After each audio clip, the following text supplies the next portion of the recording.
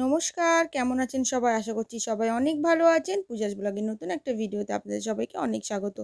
তো এখন বাজে হচ্ছে 9:30 আর আমি এত বেলা করে ঘুম থেকে উঠেছি। কারণ রাতে আমার এত পা ফুলেছে, পা ব্যথা করেছে, আমার ঘুম আসেনি। আমার ঘুমাতে, ঘুমাতে সেই 4:30 বেজে গেছে। হট ব্যাগ নিয়ে গরম জল দিয়ে সেঁক করতে, করতে তারপরে অনেক পরে ঘুমিয়েছি আমি। তারপরে এই যে বেলা হয়ে গেছে উঠতে, তো ঘুম থেকে উঠে ঘরের সব কাজ তো করতেই হবে, তো ঘরের কাজগুলো সব করে নিলাম, ঘর ঝাড় দিয়ে মুছে বিছান তুলে এই যে আমি স্নান টান করে এসে আর এই যে ঠাকুরের পুজো দিতে চলে এসেছি। তো এত জোরে খিদে পেয়ে গেছে আজকে, কি আর বলবো, কিছু বলার মতো নয়। তার কি করবো, ওই জন্য ভাবলাম গোলা রুটি করি, ভাবলাম ম্যাগি খেয়ে নেবো, তাহলে ম্যাগি খাবো না, আগের দিনই তো ম্যাগি খেলাম।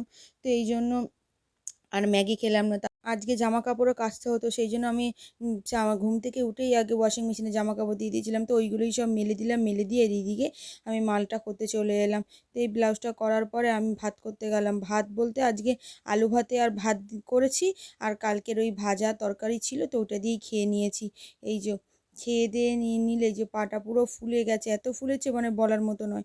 তো এই যে খেয়ে দিয়ে তারপর আমি এই যে আবার একটা কাজ করতে বসলাম, কারণ এখন তো কাজ করতেই হবে, আর কয়েকটা দিনই তো বাকি আছে, এরপরে আমি আর বেরোবো না, আর হাতে তো আমার বেশি সময় নেই।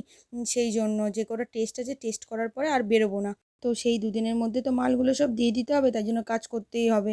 তো আজকে ভিডিওটা এখানেই শেষ করলাম। ভিডিওটা কেমন লাগলো জানাতে ভুলবেন না। ভালো লাগলে লাইক কমেন্ট শেয়ার করে অবশ্যই আমার পাশে থাকবেন। ধন্যবাদ।